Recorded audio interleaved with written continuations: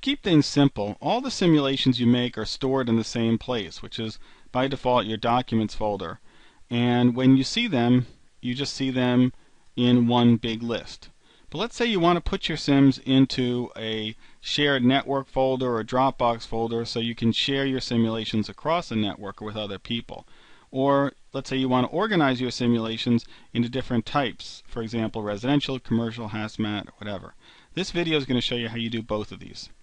So first, to change the location of where SimsUShare puts your simulations by default, on the main screen go to the menu and choose Change Main Sim Folder. Then it's going to walk you through selecting the folder you want to put your simulations in by default. So anyone else who is using SimsUShare that you want to share that folder with does the exact same thing on their computer, and now you're all drawing from the same folder and saving to the same folder. Now let's say though that you don't want to make just a single folder to share, but you want to actually make multiple folders and even categorize your simulations. So now here on the Select Sim to Edit screen, what you do is choose the Add Sim Folder menu. Now this is going to ask you, give the folder a title. I'm going to say here now it's going to be like HazMat Sims, and I'm going to hit OK. Now it's going to say go browse for the folder. So I already made actually a folder in my Dropbox folder, but I could actually use also make new folder to create something new. I'm going to go here, let's see, I'll go down to where my Dropbox folder, I'm going to go select it wherever my Dropbox folder is, and I'm going to go to, I called it HazMat Sims, so I'm going to click on that, hit OK. And now it created HazMat Sims, and sometimes it will add an extra sim in there, sometimes it'll be empty. Now, if I would like to move things or really copy things into that folder, I just click on the sim that I want, I hit the menu key, and I say copy sim to. And it will give me a list of all my folders here. So I say HazMat Sims, I hit OK, it'll ask me the name, and copy, and now the simulation copy is put into that other folder.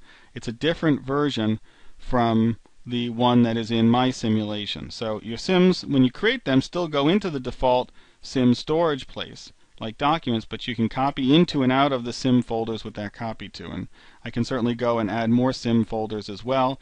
You'll notice once I have more than one sim folder, it'll also let me remove the sims over the sim folder. So if I wanted to say, okay, I'm done with this, I don't need this HazMat Sims folder anymore, I go here, I say remove, and it says, okay, you want to remove HazMat Sims. I'm going to say yes, and we're back to the single, or back to whatever number of folders you already created. Now, that other folder is not really deleted, it's just removed from this list.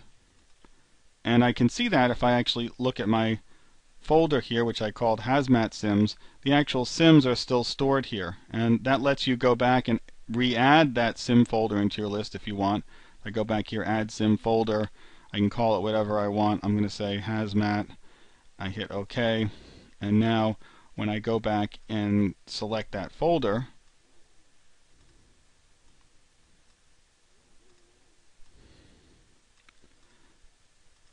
it already knows that I have that pipeline and welcome sim in there.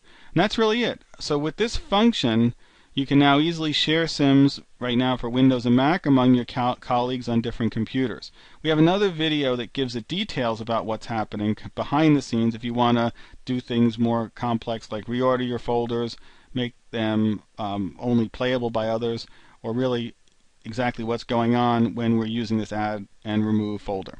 Thank you.